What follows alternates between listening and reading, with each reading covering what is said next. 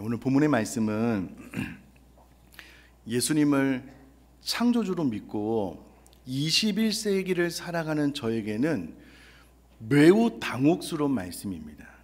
왜 그러냐면 예수님께서 부활하시고 부활체를 제자들에게 보여주셨습니다. 그리고 보는 앞에서 예수님께서 승천해 가셨는데요, 승천해 가시기 바로 전에 제자들에게 예루살렘과 온 유대와 사마리아와 땅끝까지 이르러 복음의 증인이 되라 라고 명령하셨기 때문입니다. 이 과정 가운데 예수님께서 너희들이 예루살렘을 떠나지 말고 있으면 성령이 강림하게 될 텐데, 성령님이 강림하고 나면 너희들에게 권능이 주어질 거야. 그러면 반드시 땅끝까지 이르러 복음의 증인되는 삶을 살아 라고 명령을 하셨습니다. 이 과정을 살펴보면은요, 사도행전 1장 4절 5절 말씀 제가 봉독해 보면은요, 사도와 함께 모이사 그들에게 분부하여 이르시되 예루살렘을 떠나지 말고 내게서 들은 바 아버지께서 약속하신 것을 기다리라. 요한은 물로 세례를 베풀었으나 너는 몇 날이 못되어 성령으로 세례를 받으리라 하셨느니라. 1장 8절이요. 오직 성령이 너에게 임하시면 너희가 권능을 받고 예루살렘과 온 유대와 사마리아와 땅끝까지 이르러 내 증인이 되리라 하시니라. 아멘. 정말 예수님의 약속대로 성령님이 임했고요, 초대교회가 세워졌고 놀랍도록 초대교회는 부흥하게 되었습니다. 그런데 그들이 땅끝까지 이르러 내 복음의 증인이 되라라는 하나님의 명령을 불순종하자 하나님께서 환난과 핍박을 예루살렘 교회에게 허락하심으로 스데반이 순교하게 됩니다. 뿐만 아니라 예루살렘에는요, 사도들 외에는 유대와 사마리아와 모든 땅끝으로 성도님들이 흩어지게 되는 일이 발생하게 되었습니다. 사도행전 8장 1절도 제가 읽어보면요, 사울은 그가 죽임당함을 마땅히 여기더라. 그날에 예루살렘에 있는 교회에 큰 박해가 있어 사도 외에는 다 유대와 사마리아와 모든 땅으로 흩어지니라. 아멘. 자, 상황이 이 정도 되면 제자들은 이렇게 생각을 하는 것이 마땅했습니다. 와! 믿을 수 없었는데 예수님이 부활하셨어. 그 예수님의 말씀대로 지금 모든 것들이 다 진행되고 있어. 그런데 우리가 예수님의 명령에 순종하지 않으므로 우리 가운데 환난과 핍박이 왔어. 그러면 우리가 온 유대와 사마리아와 땅끝까지 흩어지게 되었으므로 이제는 정신을 바짝 차리고 복음을 증거하는 삶을 살아야 되겠다, 이렇게 생각을 해야 되는데요, 흩어지고 난 다음에 그들은 결국 유대인들에게만 복음을 증거하는 잘못을 범하게 되었습니다. 저는 개인적으로 이 부분이 좀 이해가 되지 않습니다. 와, 어떻게 주님의 말씀을 이렇게까지 이해를 못할 수가 있을까? 예수님 부활하셨고 말씀대로 성령이 임했고 권능이 임했고 교회는 부흥했는데 환난과 핍박이 와서 흩어졌으면 이제는 좀 알아듣고 모든 사람들에게 복음을 증거해야 되는데 왜 유대인들에게만 복음을 증거할까? 처음에는 이해가 안 됐는데요, 이때 당시에 유대인들의 의식을 깊이 들어가 보면 이게 이런 문제이구나라는 것을 알 수가 있습니다. 여러분, 우리나라 과거 100년 전만 해도요, 결혼은 당사자의 문제가 아니라 가문의 결정으로 진행된다라고 생각했을 때가 있었습니다. 지금 같으면 말도 안 되는 소리잖아요. 과거 여러분 7, 80년 전만 해도 여자들은 배우지 않아도 된다라는 생각이 있었습니다. 물론 가난했기 때문에 그랬고요. 불과 여러분 7, 80년 전만 해도요, 제 말이 아니고 그때 당시 문화입니다. 여자분들이 인상 좀 펴시면 좋을 것 같고요, 여자는 남자와 겸상하면 안 된다라는 문화가 있었습니다. 그때 당시에는 그랬습니다. 지금은 이해가 안 되잖아요. 마찬가지로 2000년 전에 유대인들은 지금은 이해가 안 되지만 그들 마음속에 어떤 의식이 있었냐면 율법의 가르침이 뿌리 깊이 그들 마음속에 내재되어서 관습화되었는데 바른 해석은 아닙니다. 근데 그들 나름대로 모세 율법을 잘못 해석한 나머지 할례를 받지 않은 이방인들에게 복음을 증거할 수는 없다. 그들에게 복음이 증거되려면 반드시 할례를 받고 유대인이 되고 난 다음에 복음이 증거되어져야 된다라고 생각을 하게 되었습니다. 그러니까 그들 가운데는 유대인으로 개종하지 않고 복음이 증거되어지고 그들이 예수님을 믿을 수 없다라는 생각을 뿌리 깊이 가지고 있었거든요. 그러니까 예수님께서 온 유대와 사마리아와 땅끝까지 이르러 내 복음이 증인이 되라라고 했을 때에 그 복음을 듣는 대상자 가운데 애당초 이방인들이 머리에 있지도 않는 거예요. 이러므로 하나님께서 그들의 마음을, 그들의 오랜 잘못된 관습을 바꾸기 위해서 하나님의 방법대로 그들을 설득하고 있음이 오늘 본문에 기록이 되어져 있습니다. 일단 전체적인 내용을 좀 알아야 되기 때문에 좀 시간이 걸리지만 제가 스토리를 설명을 좀 드리려고 하는데요. 가이사랴에 고넬료라는 사람이 있었는데 이달리아의 부대의 백부장이었습니다. 근데 신기하게 이분이 이방인이었지만은요, 하나님을 경외하면서 기도도 열심히 하는 신앙을 갖게 된 겁니다. 이거 뭔가 좀 앞뒤가 안 맞는데요? 어떻게 유대인들이 복음을 증거하지도 않았는데 이방인 가운데 이렇게 경건한 예수 믿는 사람이 발생할 수 있을까요? 여러 가지 이유가 있을 텐데요. 과거 북이스라엘 남유다가 멸망될 때에 포로로 잡혀갔고요. 그 땅 가운데 돌아와가지고 오지 않은 이스라엘 민족들 가운데 아마 복음이 증거되어서 예수 믿는 사람들이 생겨났을 확률이 있었을 것이고요. 또 하나는 이미 예루살렘 교회 성령 강림 사건 가운데 저 먼 지역에서 온 사람들이 그것을 바라보고 와, 하나님 살아계시구나, 믿음으로 말미암아 그 지역에 가서 복음을 전하게 되므로 예수를 믿는 사람들이 생겨나게 됐을 것이고요. 성경에 보면 이방인들에게 복음이 아예 증거되지 않은 것은 아닙니다. 그러나 큰 흐름 가운데서 그들이 이방인들에게 복음을 증거하면 안 된다는 의식이 있었을 뿐이지, 개중에 몇 명은 또 이방인들에게 복음을 증거하게 되므로 이와 같이 이방인 중에서도 예수 믿는 사람이 생겨나게 됐다라고 생각을 하시면 되겠습니다. 자, 어찌되었건 이 고넬료가요, 항상 기도하는 생활을 했는데 기도하는 가운데 환상을 하나 보게 된 겁니다. 환상 가운데 지금 욥바로 사람들을 보내면 베드로가 있을 것인데 베드로를 너희 집으로 모셔와라 라는 말씀을 받게 됩니다. 그래서 하인과 경건한 사람 하나를 불러서 욥바로 보내게 되고요. 이튿날 그들이 길을 가다가 베드로가 있는 곳에 도착하여서 베드로의 집에 들어가려고 하기 전에 베드로가 기도하려고 지붕에 올라갔는데요, 신기한 환상을 경험하게 되는 거예요. 베드로가 황홀한 환상 중에 한 그릇이 내려오는데 그 그릇 안에 부정한 짐승들이 가득 있는 거예요. 근데 위로부터 소리가 들리는데 이것을 잡아 먹으라라는 거예요. 베드로가 깜짝 놀라서 하나님, 나는 이렇게 부정한 짐승 한 번도 잡아 먹은 적이 없습니다. 나 이런 건 못 먹습니다 라고 대답을 했더니 또 하늘에서 소리가 나기를 하나님께서 깨끗하게 하신 것을 내가 속되다 하지 말라 라는 음성이 베드로에게 들려집니다.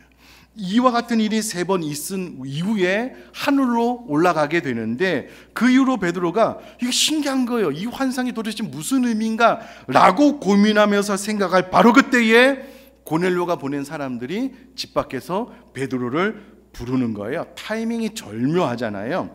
또 밖에 있는 사람들이 베드로를 부를 바로 그때에 성령께서 베드로에게 2 사람이 너를 찾으니 일어나 내려가라, 의심하지 말고 함께 가라, 내가 그들을 보냈다 라는 말을 베드로가 성령을 통해서 듣게 됩니다.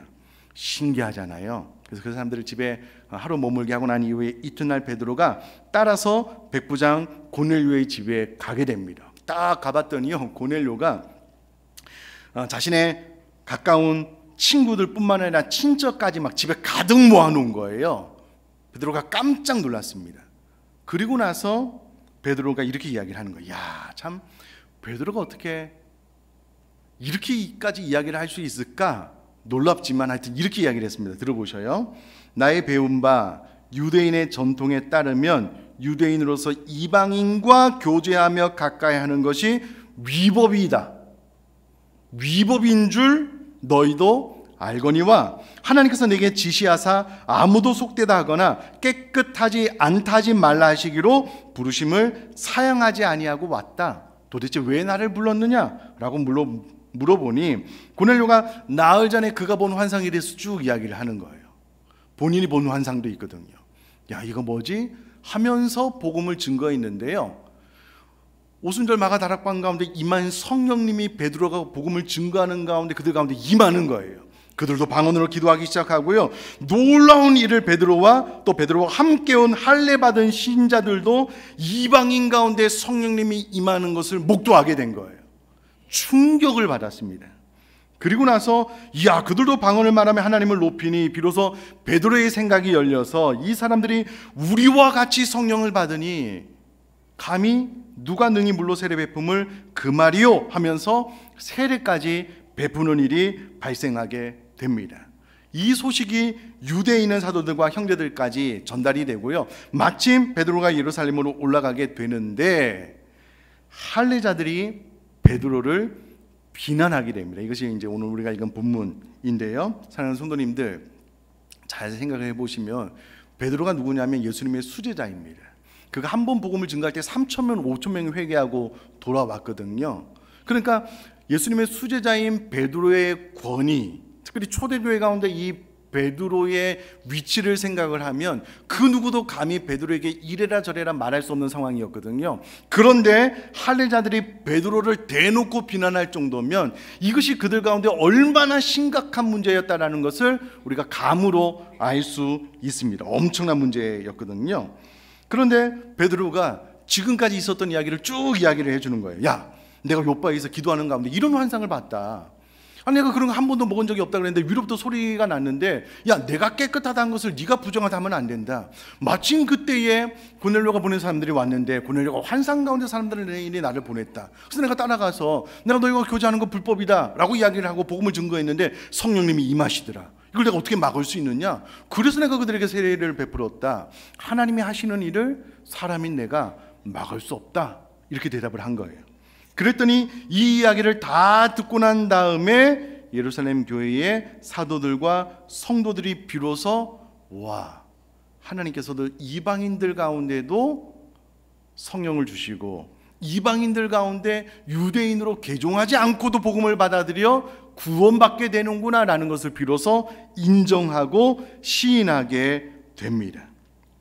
그리고 사도행전 15장에 보면은요, 예루살렘 공회의가 열리게 되는데 이 회의 때 이 베드로의 이 사건이 결정적인 계기가 되어서 이제 공적으로 이방인들에게 복음을 증거하게 되는, 그래서 본격적인 이방인 전도 선교의 문이 열려지게 됩니다. 자, 이제 이 과정을 제가 설명을 드려서 아시는 것처럼 가만히 생각을 해보면 처음에는 이게 이해가 안 되는 거예요. 부활하신 주님이 땅끝까지 이르러서 복음을 증거하라고 했는데 왜 유대인들은 복음을 증거하지 않은가? 가만히 생각해 보니까 뿌리 깊은 그들 나름대로의 어떤 잘못된 관습 때문이었다라는 것을 알 수가 있고요. 그래서 하나님께서 그들의 뿌리 깊은 잘못된 관습을 바꾸기 위해서 고넬료에게도 환상을 주시고 베드로에게도 환상을 주시고 이 일로 인하여 예루살렘 교회의 사도들과 성도들까지 그들의 마음을 변화시킴으로 말미암아 이제 복음이 땅끝까지 전하게 되었다라는 것을 우리가 본문을 통해서 발견을 할 수가 있겠고요. 이 과정을 통해서 와, 하나님의 설득의 기술, 설득의 노력이 대단하다라는 것을 알 수가 있습니다. 왜냐하면 첫 번째 큰 환난을 주었음에도 불구하고 그들이 흩어져서 복음을 증거하지 않으면 더 큰 환난을 줄 수도 있는데 하나님께서 두 번째는 환난을 사용하지 않고요, 각자 베드로와 고넬료에게 환상을 통해서 그들의 의식과 생각을 바꾸는 하나님의 설득이 잘 통하였다라는 것을 본문을 통해서 볼 수가 있습니다. 자, 앞서 말씀드렸다시피 처음에 제가 이 본문을 접했을 때는요, 너무 당혹스러웠어요. 야, 부활하신 주님의 명령도 그들이 잘 못 알아듣고 따르지 않아? 너무 심각해 라고 생각을 하다가, 야, 이 본문은 나에게, 우리 교회에 하시는 하나님의 설득이구나 라는 것을 깨닫게 되었습니다. 사랑하는 성도님들, 또 생명의 삶으로 또 하나님 말씀을 전하고 있는데요, 이 본문 말씀은 저에게, 우리에게 하나님께서 직접 주신 말씀인 줄 믿습니다. 여러분 아멘이시죠? 하나님께서 이 강단을 통해서 지금 저와 여러분들을 설득하고 계심을 믿습니다. 여러분 아멘이시죠? 그런데 사랑하는 성도님들, 과거에 예루살렘 교회 성도님들이 거듭나고 난 이후에, 죄송합니다, 제가 이렇게 표현을 해서 그래야지 귀에 마음에 좀 잘 들어올 수 있을 것 같아요. 지독스럽게 복음을 증거하지 않는 거예요. 지독스럽게 전도하지 않는 거예요. 지독스럽게 이방인들에게 복음을 나누지 않는 거예요. 그래서 하나님께서 이와 같은 방법으로 당시에 예루살렘 교회 성도님들을 설득했다라고 말씀을 드렸는데요, 사랑하는 성도님들, 우리는 왜 이렇게 전도하지 않을까요?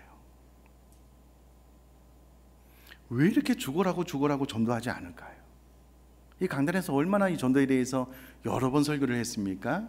근데 우리는 이 전도는 나의 것이 아니라고 생각을 해요. 교회 열심히 있거나 중직이나 화요 전도팀이나 그 특별한 사람들만 전도한다라고 생각을 하는 거예요.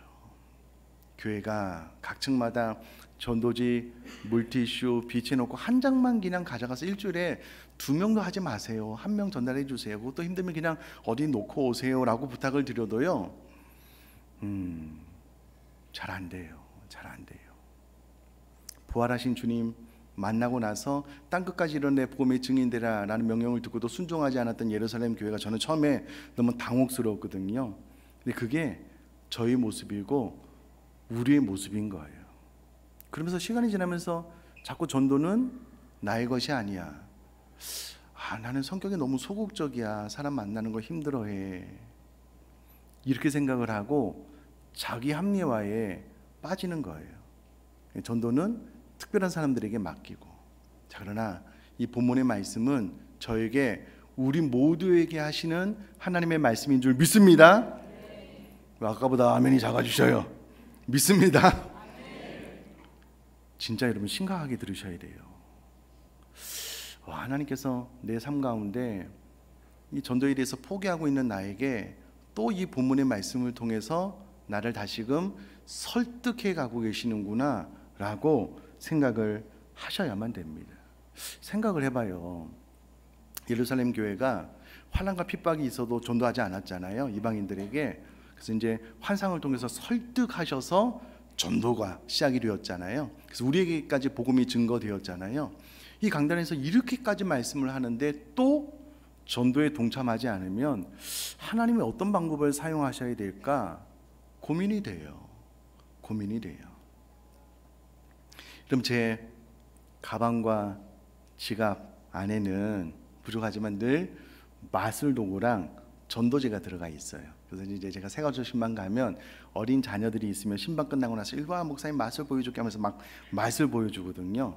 왜 그렇게 하냐면 이 어린 아이들이 목사를 좋아하면 평생 신앙생활 하는데 도움이 되기 때문에 그래요.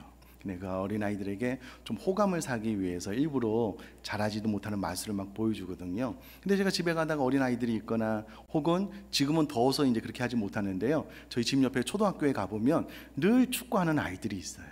아이들 불러서 마술 잠깐 보여주고 혹은 같이 축구하고 난 다음에 시원한 물 주면 좋아하거든요. 제가 물어요. 교회 다니냐? 그 중에 어떤 아이들은 네, 저 의정부 비전교회 다녀요 그래요. 그럼 내가 나 의정부 비전교회 목사인데, 그럼 저를 의심의 눈초리를 바라봐요.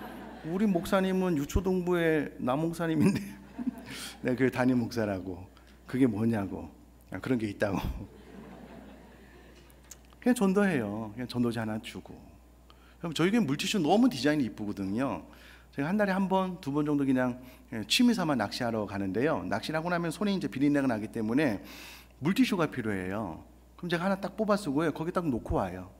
누군가 필요에 의해서 물티슈를 꺼내면서 보겠죠. 의정부 비전교회가 어디 있지? 이 지역이랑 교회가 좀 가깝지도 않은데 이게 뭐지? 누군가는 보겠죠. 여러분 밀락 이주교회 가보면은요, 화장실이 오픈되어져 있는데 화장지가 이 각 그 화장실 안에는 없고 밖에 비치된 그런 곳이 있어요. 제가 그곳에 딱 들어가고 난 다음에 와, 이곳에 물티슈는 복음이겠다. 들어와서 티슈가 없는데 물티슈를 다 발견하면 얼마나 행복하겠어요? 그럼 그런데 그냥 놓아두시면 돼요. 이것도 힘들잖아요. 그냥 집에 가시면서 요즘 여러분 이 여름에 승조공원에 이제 물이 막 올라서 아이들이요 많습니다. 그냥 가다가 너무 소극적이신 분은요, 거기 그냥 의자 위에 우리 교회 전도지 하나 그냥 놓고 그냥 뒤도 돌아보지 말고 달리셔요. 그냥 부모님들이 아이들고 놀고 거기 와서 그냥 막 놀아요. 이게 뭐지? 깔고 앉았다가 그냥 보게 하면 되잖아요. 그렇게 할 수 있어요. 그렇게 할 수 있어요. 물론 사람을 만나서 복음을 증거하고 나 교회 다니는 게 너무 행복하고 좋아요, 예수님 믿어보세요, 이렇게 하나 줄 수도 있어요. 그렇게 하시면 더 좋고요. 그러나 그렇지 않다면 뭐 어떤 방법으로든 우리는 이 복음을 증거해야 되는 줄 믿습니다. 할 수 있어요. 이게 소극적이고 열심히 믿는 분만 하는 게 아니에요. 저는 오늘 본문 말씀을 묵상하면서요, 이게 설교의 방향을 어느 쪽으로, 이 본문 말씀 통해서 나에게, 우리 교회에 하나님께서 무슨 말씀을 하려고 하시는 건가 고민이 많이 됐습니다. 한 3일 정도 이 설교를 작성할 수 없는 게, 제가 대부분 화요일 수요일이면은 설교가 다 작성이 되거든요. 이번에는 쉽지가 않더라고요. 설교는 어렵지는 않았어요. 방향을 잡음에 있어서 우리 교회에 전도하라는 하나님의 설득이구나라는 것을 알고 금요일날 막 불이 나게 막 빠른 시간 설교가 완성이 되었습니다. 어려운 말씀 아닙니다. 우리가 잘 아는 내용인데요. 사랑하는 성도님들, 이제 이 말씀 앞에 반응하고 전도할 수 있기를 주님의 이름으로 부탁드립니다. 설교가 끝나고 제가 여러분 인사하면서 볼 거예요. 물론 이제 3층 말고도 2층, 1층에도 전도지, 전도 물품이 있어요. 뭐 밑에 가서 가져가시면 되는데요. 꼭 가지고 가셔요. 2장 갖고 가면 더 좋고요. 그냥 하나 가지고 가셔요. 차에 꽂아 놓으셔도 되고, 아니면 뭐 집 앞 어디 두셔도 되고, 뭐 편지함에 넣으셔도 되고, 딱 하나만. 여러 개가 있으면 뭐 이것을 광고하러 온 것 아니야 이렇게 하지만은요, 하나만 딱 있으면 괜찮습니다. 그분들도 이해를 하셔요. 하나만 딱 있으면. 그러므로 여러분, 하나님께서 나를 너무 오랜 시간 전도하라고 설득하셨다. 어떻게 보면 이번이 마지막 기회일 수 있겠다라고 생각하시고요. 이 하나님의 설득을 이제는 받아들일 수 있기를 주님의 이름으로 부탁드립니다.